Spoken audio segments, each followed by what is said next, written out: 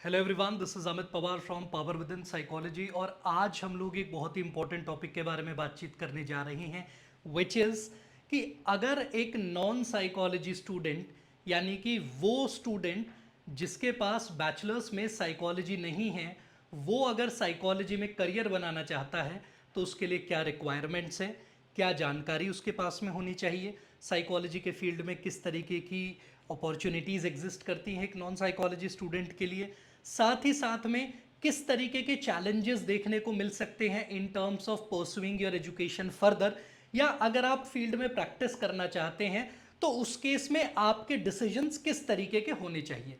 तो आइए इन्हीं सारी चीज़ों के अराउंड बातचीत करते हैं कि how can a non psychology student pursue a career in psychology.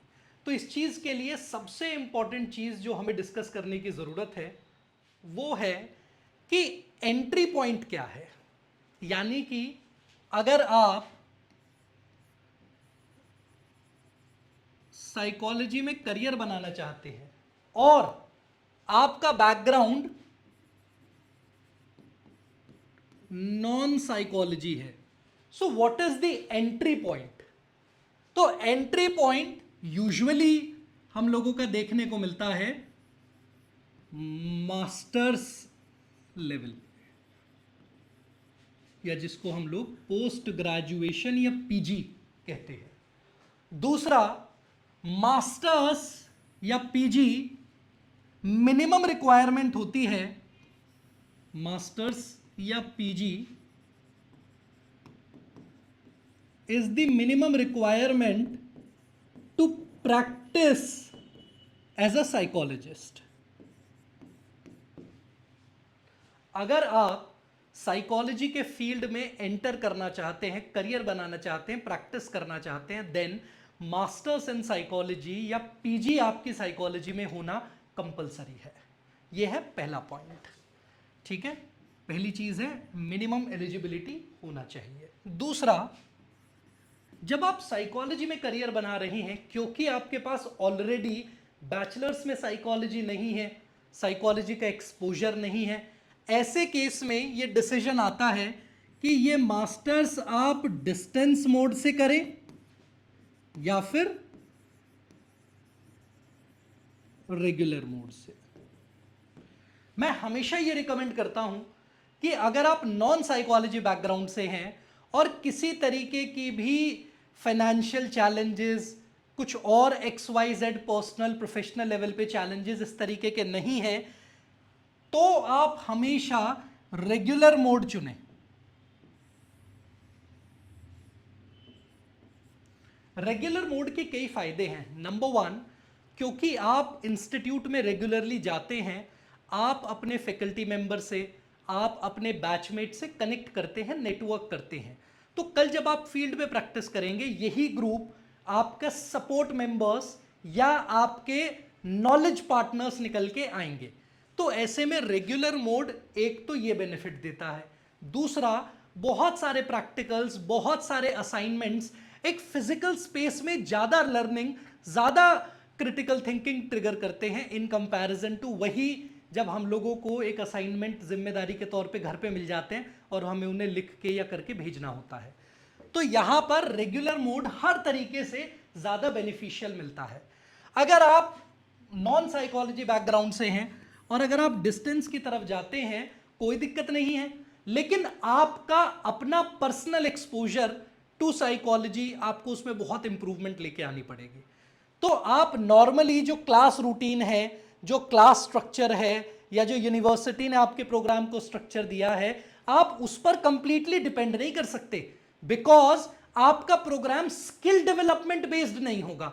हाँ, नॉलेज मिल सकती है आपको, थ्योरीज पता हो सकती हैं आपको, लेकिन उन थ्योरीज की प्रैक्टिकल एप्लीकेशंस के लिए जो क्रिटिकल डिस्कशंस होने चाहिए, जो प्रैक्टिकल एक्सपोजर होना चाहिए, जो इंटर्नशिप्स का बेस होना चाहिए, जो इंटर्नशिप्स के रेगुलर डिस्कशंस आपके टीममेट्स, आपके फ्रेंड्स, आपके क्लासमेट्स, आपके फैकल्टी से होने चाहिए, ये सब कुछ स्किल्स का बेस बनाते हैं। तो ऐसे केस में अगर डिस्टेंस अवॉइड कर सके तो आपको डिस्टेंस अवॉइड करना चाहिए। अगर अवॉइड नहीं कर पा रहे हैं कि नहीं डिस्टेंस ही करना पड़ेगा, तो फिर कोई दिक्कत नहीं, फिर आप डिस्टेंस से जाइए। बस रास्ता थोड़ा और मुश्किल और कठिन हो जाएगा। तो सरल बनाने के लिए रेगुलर मोड की तरफ जाना चाहिए। और रेगुलर मोड में ये थोड़ी सी जानकारी फील्ड की तरफ आ जाएगी। अब तीसरा एक इंपॉर्टेंट एस्पेक्ट जो आता है वो अगला आता है कि पीजी साइकोलॉजी में ऑप्शंस क्या क्या हैं मास्टर्स परस्यू करने के। तो आइए इन ऑप्शंस को देखते हैं हम थोड़ा सा। तो जब भी हम लोग पीजी साइकोलॉजी की बातचीत कर रहे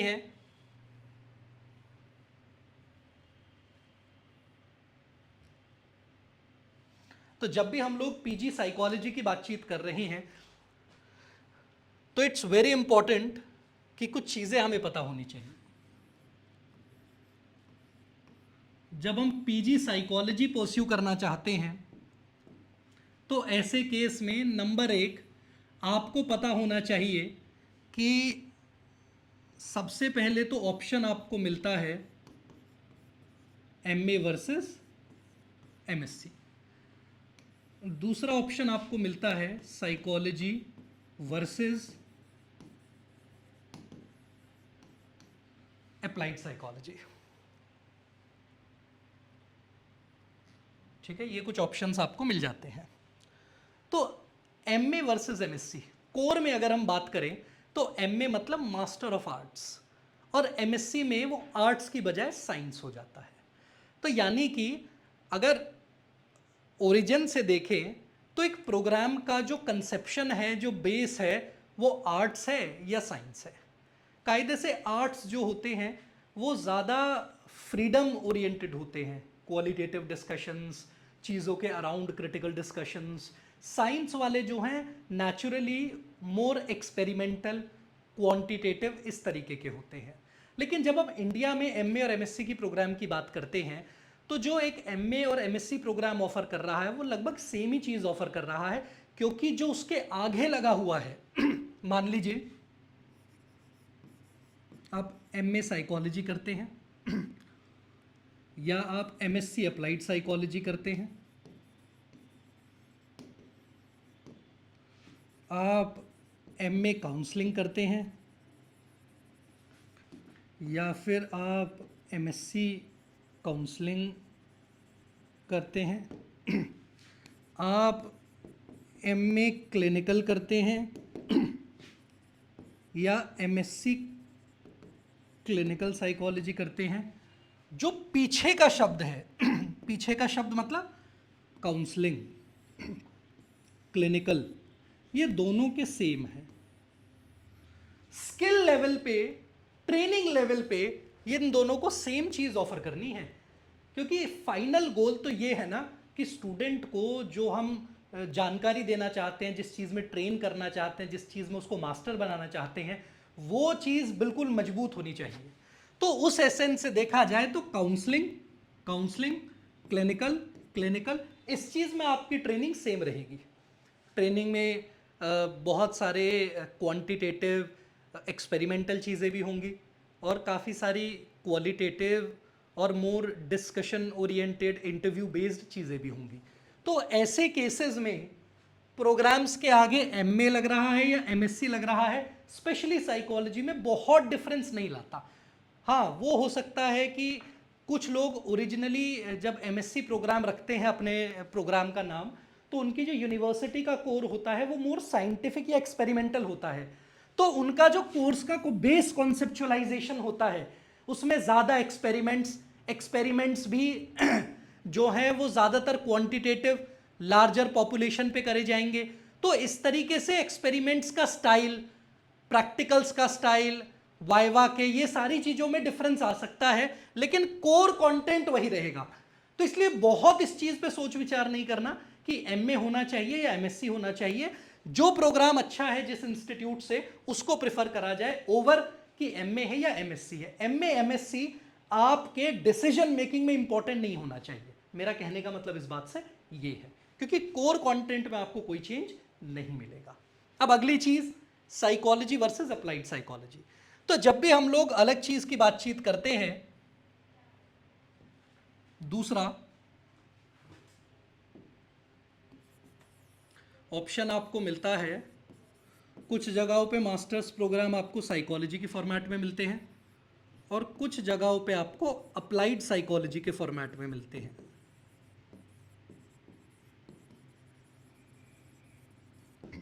ऐसे केसेस में जो साइकोलॉजी प्रोग्राम्स हैं वो आपको फंडामेंटली सारे के सारे थ्योरेटिकल साइकोलॉजी के बारे में तो जानकारी देंगे ही देंगे। दूसरा, जो प्रैक्टिकल एस्पेक्ट्स है, ऐसा नहीं है कि केवल थ्योरी होगी प्रैक्टिकल्स नहीं होंगे, थ्योरी भी होगी, प्रैक्टिकल्स भी होंगे, एक्सपेरिमेंट्स भी होंगे, लेकिन कोर फोकस जो होगा वो लार्जर लेवल पे साइकोलॉजी एज अ होल का होगा, कि आपको साइकोलॉजी के मेजर डिविजन्स, डायमेंशंस के बारे में पता हो। लेकिन जब हम अप्लाइड साइकोलॉजी की बातचीत करते हैं तो अप्लाइड साइकोलॉजी पैकेट्स में बंद होती है, ठीक है, पैकेट्स साथ में लेके आए जाते हैं। जैसे आपको वो सारे फील्ड्स जो अप्लाई होते हैं साइकोलॉजी के रियल लाइफ में, या वो सारे फील्ड जिसमें हम नौकरियां ढूंढते हैं, जिनकी जॉब्स हमें बाहर मिलती हैं, वो सारे के सारे फील्ड्स को हमें यहां पे इंडिविजुअल पैकेट्स की फॉर्म में पढ़ने को मिलता है। जैसे आपको काउंसलिंग साइकोलॉजी पढ़ने को मिलेगा, बेसिक भी एडवांस भी, क्लिनिकल साइकोलॉजी पढ़ने को मिलेगा, बेसिक भी एडवांस भी, forensic psychology, criminal psychology, sports psychology, इस तरीके से जितने भी फील्ड जहां पे आप बाहर जाओगे और आपको उस नाम की नौकरी मिलेगी, तो ऐसे केसेस में अप्लाइड साइकोलॉजी में वो सारी की सारी चीजें पढ़ाई जाती हैं। तो ये स्मॉल स्मॉल पैकेट्स के अंदर आपको अलग अलग अप्लाइड फील्ड्स को साथ लेके और हर फील्ड के बारे में आपको डिटेल में कि फील्ड एग्जिस्ट कैसे करता है, स्किल्स क्या चाहिए, तो एक प्रैक्टिकल एक्सपोजर देने का प्रयास करता है। अप्लाइड साइकोलॉजी का ये फायदा है कि जब आपको ये चीज में क्लैरिटी है कि मेरे को क्लिनिकल साइकोलॉजी में जाना है, काउंसलिंग साइकोलॉजी में जाना है, तो मेरा कोर फोकस क्लिनिकल रहेगा और साथ में मैं ऐसे पेपर्स चूज करते रहूं या करता रहूं जो पेपर्स मेरी क्लिनिकल स्किल्स को बढ़ा देगा। तो ऐसे में अप्लाइड की तरफ जाना ज्यादा फायदेमंद रहता है। दूसरा, आपको पता नहीं है कि फील्ड में अभी आपको करना क्या है, आप एक्सप्लोर करना चाहते हो फील्ड को, रिसर्च ओरिएंटेशन रखना चाहते हो, अपना एकेडमिक ओरिएंटेशन रखना चाहते हो, आगे जाके प्रोफेसरशिप में जाना चाहते हो, उस केस में एमए साइकोलॉजी बहुत ही कम मार्जिन से, लेकिन एमए साइकोलॉजी उस केस में मेरे हिसाब से आपको ज्यादा प्रेफर करनी चाहिए। और अगर आपको फील्ड में प्रैक्टिस करना है, जाके नौकरी करनी है, आगे एमफिल करना है, क्लिनिकल साइकोलॉजी में जाना है, आपको फॉरेंसिक साइकोलॉजी में जाना है, स्पोर्ट्स साइकोलॉजी में जाना है, ऐसे केसेस में अप्लाइड साइकोलॉजी में आपको जाना चाहिए। दूसरा एक इंपॉर्टेंट डिवीजन कि जो जो नए सब फील्ड साइकोलॉजी के आते रहते हैं, जिसमें आपको जॉब्स या कंसर्न से, एक इशू से कोई एक नई रिक्वायरमेंट बनी, जब अप्लाई करी जा रही है, जैसे जब स्पोर्ट्स में जरूरत पड़ी तो स्पोर्ट्स साइकोलॉजी आ गई इंडिया में, वो सारी की सारी चीज़ आपको अप्लाइड में ही पढ़ाई जाएगी, ना कि साइकोलॉजी में। तो साइकोलॉजी में जनरल जो सब डिसिप्लिन है साइकोलॉजी के, जैसे social psychology, cognitive psychology, developmental psychology, आपका रिसर्च मेथडोलॉजी जिसमें आपका क्वालिटेटिव, क्वांटिटेटिव, इंडियन साइकोलॉजी, इस तरीके की चीज़ें आपको पढ़ाई जाती हैं। जब हम साइकोलॉजी वर्सेस अप्लाइड साइकोलॉजी की बातचीत कर चुके हैं, तो थर्ड एक ऑप्शन निकल के आता है, और वो ऑप्शन है कि आपको एमए साइकोलॉजी या एमए अप्लाइड साइकोलॉजी, लेकिन अब ऑप्शन क्या मिलेंगे, with specialisation in counselling, clinical, sports, XYZ, तो वो भी आप चूज कर सकते हैं। कोर में साइकोलॉजी है, अप्लाइड साइकोलॉजी है, उस पर ध्यान दीजिए। दूसरा, अगर आपको फील्ड की जानकारी नहीं है तो स्पेशलाइजेशन प्रोग्राम की तरफ कम जाइए। ऐसे केस में आपको एमए साइकोलॉजी या MA applied psychology general choose करने का प्रयास करना चाहिए। लेकिन कोई गाइड कर रहा है, आपको क्लैरिटी है कि नहीं मेरे को क्लिनिकल में ही जाना है और मेरे को आगे एमफिल करनी है, उस केस में फिर आप एमए क्लिनिकल साइकोलॉजी या एमएससी क्लिनिकल साइकोलॉजी की तरफ जाइए instead of MA psychology, MA applied psychology. काफ़ी बार क्या होता है, कोर्स में तो एमए साइकोलॉजी लिखा है, बताया भी गया है कि क्लिनिकल साइकोलॉजी पढ़ाया जाएगा, लेकिन फैकल्टी नहीं मिली, रिसोर्सेज अवेलेबल नहीं है, तो क्लिनिकल साइकोलॉजी को ड्रॉप कर देते हैं क्योंकि कोर कमिटमेंट नहीं होता। लेकिन अगर प्रोग्राम का ही नाम एमए क्लिनिकल साइकोलॉजी है तो क्लिनिकल साइकोलॉजी तो पढ़ाएंगे ही पढ़ाएंगे, फैकल्टी भी लाएंगे, रिसोर्सेज भी लाएंगे। तो ऐसे केस में जितनी क्लैरिटी हो उतना स्पेसिफिक डिसीजन लीजिए, और जितनी कम क्लैरिटी हो उतना जनरल डिसीजन लीजिए, ताकि आगे आपके ऑप्शंस ओपन रहे। तो ये हम लोगों ने एक जनरल डिस्कशन किया है कि किस तरीके से मास्टर्स की ये सारी की सारी चीज़ें होती हैं। अब अगली चीज़ आ जाती है एलिजिबिलिटी की। तो जब भी हम लोग एलिजिबिलिटी की बातचीत करते हैं कि अगर आप पीजी करना चाहते हो साइकोलॉजी या फिर अप्लाइड साइकोलॉजी में, इस केस में नंबर 1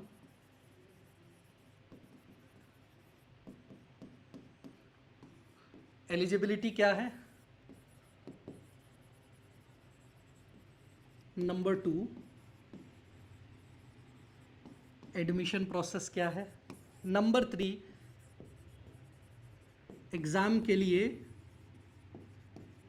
रिसोर्सेस कहां से मिलेंगे। तो सबसे पहले पॉइंट से स्टार्ट करते हैं हम लोग, एलिजिबिलिटी।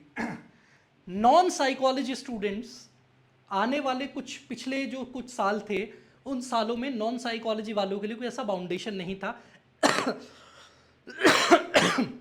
आप एग्ज़ाम दीजिए और एग्ज़ाम देने के बाद में आप अगर क्लियर कर लेते एग्ज़ाम को, आ जाइए। लेकिन धीरे धीरे क्या हो रहा है, फील्ड को स्ट्रॉन्ग बनाया जा रहा है, स्पेसिफिक बनाया जा रहा है, ताकि नॉन साइकोलॉजी वाले बच्चों के पास धीरे धीरे कम डिसीजन रहे, ताकि आपको अगर साइकोलॉजी में आना है तो आप फिर शुरुआत से शुरू करें, आप बैचलर्स से शुरू करें। तो ऐसे केस में एलिजिबिलिटी में आपको 2 तरीके की चीज़ें मिलेंगी। अगर आप एक नॉन साइकोलॉजी स्टूडेंट हैं, अगर आपके पास आप नॉन साइकोलॉजी स्टूडेंट हैं, उस केस में आपको 2 ऑप्शन मिलते हैं और दूसरा ऑप्शन आपका साइकोलॉजी का हो गया कि आप साइकोलॉजी स्टूडेंट है, वो रास्ता। नॉन साइकोलॉजी के लिए 2 ऑप्शन होते हैं, मेरिट और एंट्रेंस एग्जाम। ऐसे बहुत सारी स्टेट यूनिवर्सिटीज़ अभी भी हैं जो मेरिट के बेसिस पे नॉन साइकोलॉजी स्टूडेंट्स को अपने मास्टर्स प्रोग्राम में लेती हैं। लेकिन ऐसे जो कॉलेजेस या यूनिवर्सिटीज़ हैं, इसमें ज़्यादातर लोकल पॉपुलेशन ज़्यादा पॉपुलेटेड रहती है। तो ऐसे केस में अगर आपको ये ढूंढना है तो आपको थोड़ा सा और डिटेल्ड लोकल सर्च करनी पड़ेगी कि स्टेट्स की क्या और लोकल यूनिवर्सिटीज़ हैं जो मेरिट से एडमिशन कराती हैं, पर कराती हैं, ये गारंटीड है। दूसरा चीज़, कब तक ये नहीं पता, क्योंकि धीरे धीरे एंट्रेंस एग्जाम की तरफ जा रही हैं सब, तो ये मेरिट वाली चीज़ भी एंट्रेंस एग्जाम की तरफ अगले साल नहीं तो 2-3 साल में पक्का आ जाएगी सभी के साथ में। अगला है एंट्रेंस एग्जाम। जब हम एंट्रेंस एग्जाम की बात करते हैं तो एग्जाम के लिए आपके 2 ऑप्शंस निकलते हैं। जो आप एग्जाम देना चाह रहे हो उसमें एमए प्रोग्राम है, जो एग्जाम देना चाह रहे हो उसमें एमएससी प्रोग्राम है। एमए प्रोग्राम है और आप एलिजिबल हो एग्जाम के लिए। दूसरा एमएससी प्रोग्राम है तो कुछ यूनिवर्सिटीज़ में एक रिक्वायरमेंट और हो जाती है कि आपका साइंस का बैकग्राउंड होना चाहिए, यानी कि आपकी बीएससी होनी चाहिए किसी भी सब्जेक्ट में, तो आप एमएससी कर सकते हैं। ये कुछ कुछ यूनिवर्सिटीज़ में आपको देखने को मिलता है, लेकिन ये भी एक रिक्वायरमेंट पड़ जाती है काफ़ी बार। तो इसलिए एलिजिबिलिटीज़ यूनिवर्सिटीज़ की पता होना बहुत ज़रूरी है, जिसके लिए आप गूगल पे चाहे तो CUET PG इन्फॉर्मेशन बुलेटिन या CUET PG information brochure search करिए, और जो CUET PG 2023 का ब्रोशर है उसको डाउनलोड करिए, और CUET एंट्रेंस एग्जाम के अंदर जितने भी आपके कॉलेजेस ऑप्शंस दिए हुए हैं यूनिवर्सिटीज़ के नाम, उसमें एलिजिबिलिटी चेक करिए कि नॉन साइकोलॉजी की आपकी एलिजिबिलिटी कहाँ कहाँ फिट हो रही है, उनको टिक करके रखिए। अगली चीज़, ये रिक्वायरमेंट फुलफिल होने के बाद में आपके पास एंट्रेंस एग्जाम ऑप्शन बैठता है, और इस तरीके के एंट्रेंस एग्जाम, ये जब रिक्वायरमेंट एलिजिबिलिटी की फुलफिल हो गई है तो ऐसे केस में 2 चीज़ें बैठती हैं। क्या चीज़? ये जो एग्ज़ाम है इसमें जो सिलेबस है एग्ज़ाम का, वो या तो 100% साइकोलॉजी का है कि साइकोलॉजी के ही सारे क्वेश्चंस आएंगे और सब MCQ होते हैं। दूसरा ऑप्शन है 100% जनरल एप्टीट्यूड है।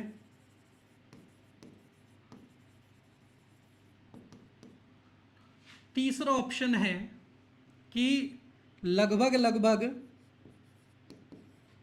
70 to 80% साइकोलॉजी है प्लस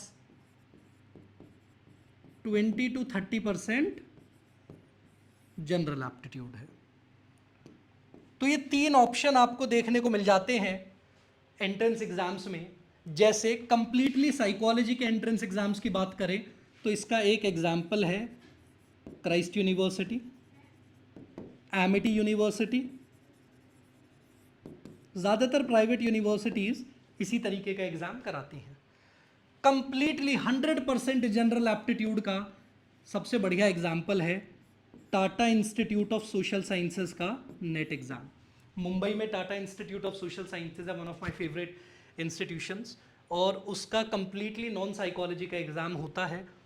और उसके बाद में मेजॉरिटी ऑफ एग्ज़ाम्स जो हैं इंडिया में, वो एग्ज़ाम्स आपके इस फॉर्मेट में पढ़ते हैं जिसमें 70 से 80% साइकोलॉजी का सिलेबस आता है, 70-80 क्वेश्चन साइकोलॉजी से एमसीक्यू के, और बाकी 20 से 30% क्वेश्चंस जो हैं वो आपके जनरल एप्टीट्यूड से आते हैं। तो जब हम जनरल एप्टीट्यूड की बातचीत कर रहे हैं तो जनरल एप्टीट्यूड मतलब English, maths, current affairs, general awareness, logical reasoning, majorly ये चीज़। और जब हम साइकोलॉजी की बात करें तो डिटेल्ड साइकोलॉजी का सिलेबस होता है जिसमें लगभग 12 से 13 यूनिट्स होती हैं, और जब हम इन यूनिट्स को बांटते हैं तो लगभग 30 से 35 चैप्टर्स बैठ जाते हैं। ये आपका साइकोलॉजी का सिलेबस होता है। तो ये सारी की सारी चीज़ें जानकारी आपको एग्ज़ाम की हो गई। इसके बाद में कुछ यूनिवर्सिटीज़ में, वैसे तो ज़्यादातर धीरे धीरे सब जगह बंद हो गया है, लेकिन कुछ यूनिवर्सिटीज़ में अभी भी एक और चीज़ देखने को मिलती है, वो है एग्ज़ाम प्लस इंटरव्यू। और ये इंटरव्यू काफ़ी इम्पोर्टेंट माना जाता है। जैसे क्राइस्ट यूनिवर्सिटी, जैसे Tata institute of social sciences, बाकी ज़्यादातर जगहों पे इंटरव्यू जो है या तो वो कम वैल्यू रखता है या फिर उसका जो है वो कम्प्लीटली हटा दिया गया है। तो ये चीज़ें आपको ध्यान रखनी पड़ेंगी। तो ये बेस चीज़ हो गई। अब अगर हम बात करें साइकोलॉजी में एग्ज़ाम्स कौन कौन से होते हैं, तो एग्ज़ाम्स की तरफ जाएं तो हम लोग डिटेल में इन एग्ज़ाम्स की आगे बात करेंगे कभी दूसरी किसी वीडियो में, बट एक आइडिया आप लोगों को दे देता हूँ। आज के समय में सबसे पहला एग्ज़ाम हो गया आपका CUET PG एग्ज़ाम। दूसरा हो गया आपका जामिया मिलिया इस्लामिया का एंट्रेंस एग्ज़ाम। तीसरा हो गया आपका Tata institute of social sciences का नेट एग्ज़ाम। चौथा हो गया आपका क्राइस्ट यूनिवर्सिटी का एग्ज़ाम। पांचवा हो गया आपका फर्ग्यूसन कॉलेज का एंट्रेंस एग्ज़ाम, और एट्सेट्रा। बाकी जितने भी हैं इस तरह से आपकी रेंज निकल जाती है। पॉपुलर एग्ज़ाम्स जो बच्चे देते हैं वो ये है। CUET के अंडर आपका DU, BHU और अंबेडकर यूनिवर्सिटी दिल्ली ये आ जाते हैं। उसके अलावा CUET के अंडर 60+ यूनिवर्सिटीज़ थी 2023 में। आने वाले समय में ये सारी यूनिवर्सिटीज़ को धीरे धीरे इसके अंडर ही आना है। अब चाहे वो अगले साल आ जाए, चाहे उसके अगले साल आ जाए, लेकिन धीरे धीरे सबको CUET के अंदर। गोल ये है कि अंत में केवल एक एग्ज़ाम बचे बच्चों के लिए, वो है CUET PG। तो ये एक की आइडिया है। अब एक अलग सवाल बैठता है कि इतने सारे डिटेल्ड चीज़ों के बारे में तैयारी कहाँ से करें। तो मैं आपको बताना चाहूँगा कि पावर विद इन साइकोलॉजी काफ़ी टाइम से साइकोलॉजी एस्पिरेंट्स की मदद कर रहा है अपने रिसोर्सेज प्रोवाइड करके। किस तरीके के रिसोर्सेज हम प्रोवाइड करते हैं? सबसे पहला लाइव कोर्सेज, दूसरा साइकोलॉजी बुक्स, तीसरा टेस्ट सीरीज, चौथा करियर गाइडेंस। इंडिया में पावर विद इन का अगर हम PG साइकोलॉजी एंट्रेंस एग्जाम्स की बातचीत करें तो हम लोगों का बेस्ट रिजल्ट होता है, जिसमें पिछले साल हम लोगों ने 98% का सिलेक्शन रेट दिया, जिसमें से जो 2% बच्चे थे उन्होंने साइकोलॉजी का फील्ड स्विच किया था। तो किसी ने जेंडर स्टडीज़ में चले गए थे, कोई सोशियोलॉजी में चले गए थे, तो उसके हिसाब से 98% का सिलेक्शन रेट हम लोगों का बैठा। उसके बाद में इस साल जो जून 2023 है उसमें हम 100% टारगेट कर रहे हैं, जिनके रिजल्ट्स में ऑलरेडी जामिया मिलिया इस्लामिया का एंट्रेंस एग्जाम, जो कि एक डिफिकल्ट लेवल एंट्रेंस एग्जाम होता है और इस बार का तो काफ़ी डिफिकल्ट था, उसमें ऑल इंडिया रैंक 1 वेरोनिका, वो भी हमारे ही बैच की स्टूडेंट थी। उसके अलावा आपका उड़ीसा का CPET common PG entrance exam होता है साइकोलॉजी, अप्लाइड साइकोलॉजी के लिए, तो उसके अंदर all India rank 4। Other than that आपको डिटेल्ड लिस्ट हमारी वेबसाइट www.powerwithinpsychology.com के अंदर मिल जाएगी, जितने भी स्टूडेंट्स का सिलेक्शन हुआ है। प्लस CUET के रिजल्ट्स आ रहे हैं, तो अंबेडकर यूनिवर्सिटी में बच्चों के नाम आ गए हैं, दिल्ली यूनिवर्सिटी की फर्स्ट लिस्ट में बच्चों के नाम आ गए हैं, बाकी और जितने भी लिस्ट और BHU के सबके निकलेंगे। तो फाइनल रिजल्ट हम जब सब आपकी जो कट ऑफ्स हैं वो आ जाएंगी, उसके बाद में पूरा का पूरा रिजल्ट हम लोग इंस्टाग्राम पे, वेबसाइट पे पोस्ट ज़रूर करेंगे। लेकिन जितना आ चुका है उसमें हम लोगों ने पहले पोस्ट कर दिया है, तो आप लोग वो चेकआउट कर सकते हैं। तो हम लोगों को बहुत खुशी होती है जब बहुत सारे नॉन साइकोलॉजी बच्चे हम लोगों के बैचेस को चुनते हैं और हम लोग बेसिक से लेके सारी की सारी चीज़ें कवर कराते हैं उन्हें। और क्या क्या हम लोग ऑफर करते हैं कोर्सेज़ के अंदर अगर हम बात करें, तो हम लोग अपने कोर्सेज़ के अंदर बच्चों को कंप्लीट सिलेबस कवरेज, जिसके अंदर psychology plus general aptitude complete कराते हैं। साइकोलॉजी मेजॉरिटी ऑफ पार्ट मैं कराता हूँ, general aptitude majority of part Akanksha ma'am कराती हैं। उसके अलावा अदर फैकल्टीज़ हैं जो बाकी यूनिट्स और चीज़ें कराती हैं। कंप्लीट सिलेबस कवर करने के बाद में सारे previous year questions, practice sets, unit wise सब आपको टेस्ट सीरीज़ की फॉर्मेट में मिलते हैं। उसके बाद में आपको स्टडी मटेरियल मिलता है, जिसमें हम लोग फिज़िकली बुक कुरियर करते हैं और डिजिटली PDF। तो इसमें बुक प्लस PDF। तीसरी चीज़ जो हम लोग ऑफ़र करते हैं वो करते हैं मॉक इंटरव्यूज़।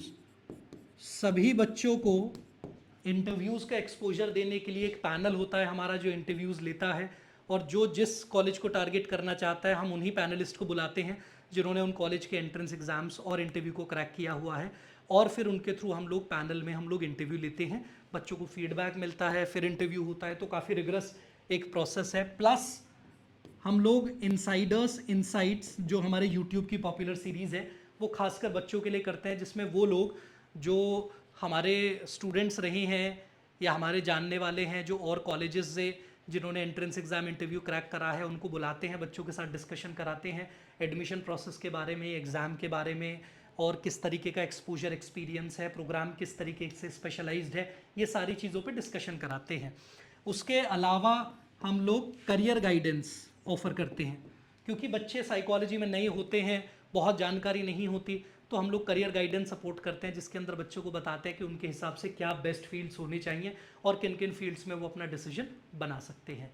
और इसी के साथ में ये थी हमारी एक डिटेल्ड वीडियो ऑन कि किस तरीके से एक नॉन साइकोलॉजी स्टूडेंट साइकोलॉजी में करियर बनाना चाहता है। अगर इसके अलावा आपके कोई और क्वेश्चंस हो तो काइंडली कमेंट सेक्शन में, या फिर आप हम लोगों से कनेक्ट कर सकते हैं बाय कॉलिंग अस एट 8013666663।